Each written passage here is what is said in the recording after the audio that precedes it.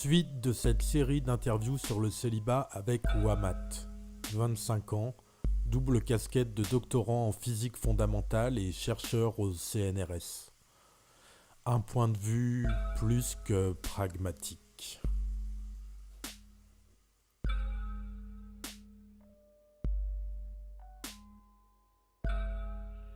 Alors moi je l'ai pas choisi le célibat, comme ça je suppose à tous cette interview. Quoique, en fait je sais pas.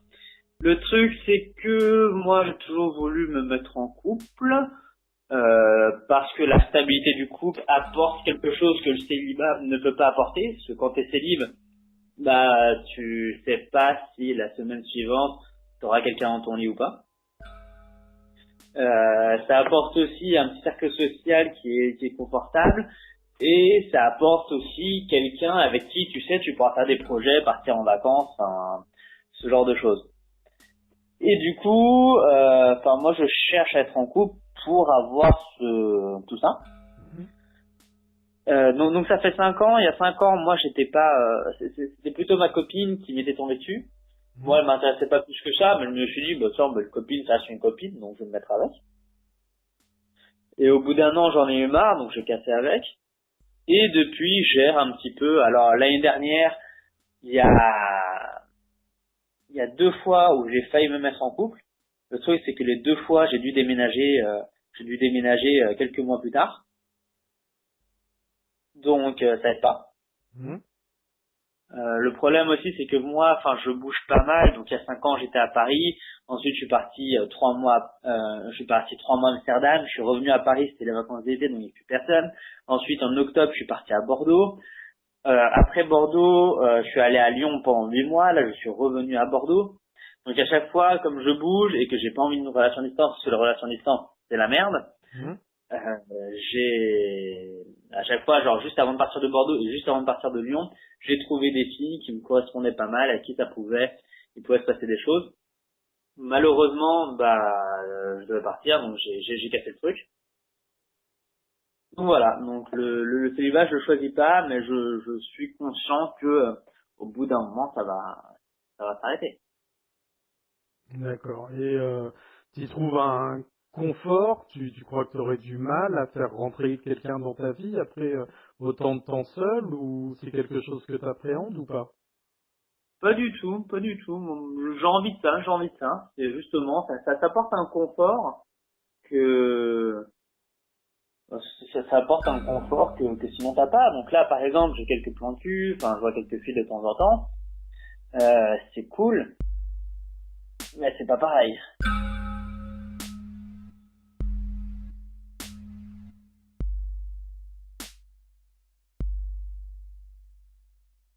Donc toi, c'est le manque sexuel qui te pousserait à aller sur une relation longue et monogame exclusive? Alors pour la relation monogame exclusive, je vais jamais parler de ça. Faut pas déconner. Non, alors moi, ma conception du couple, c'est si l'autre n'est pas là, alors c'est pas grave qu'il aille voir.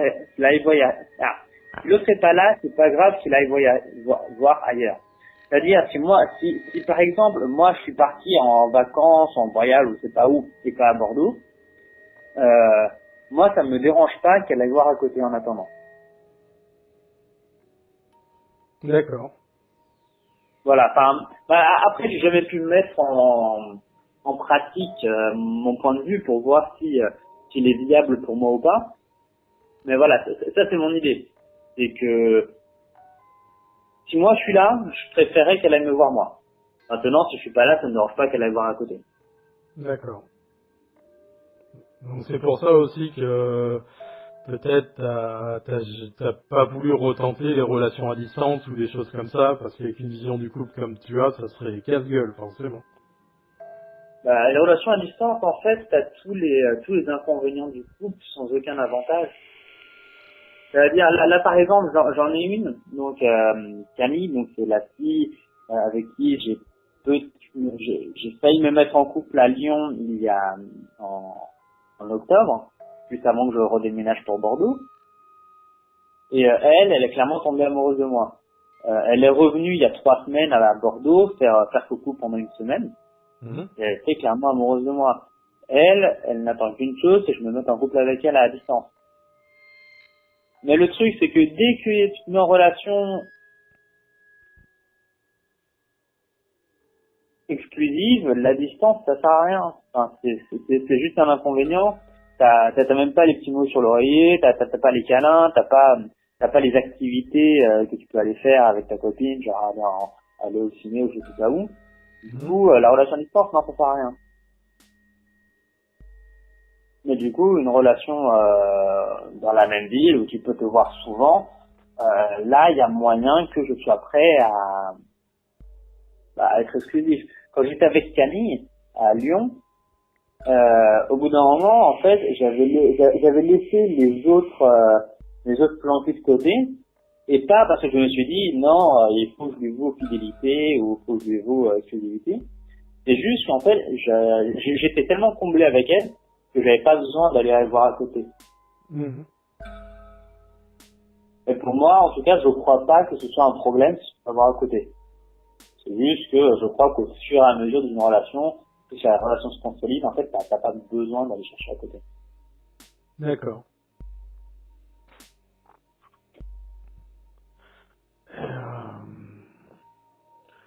Mais c'est une vision super pragmatique des choses.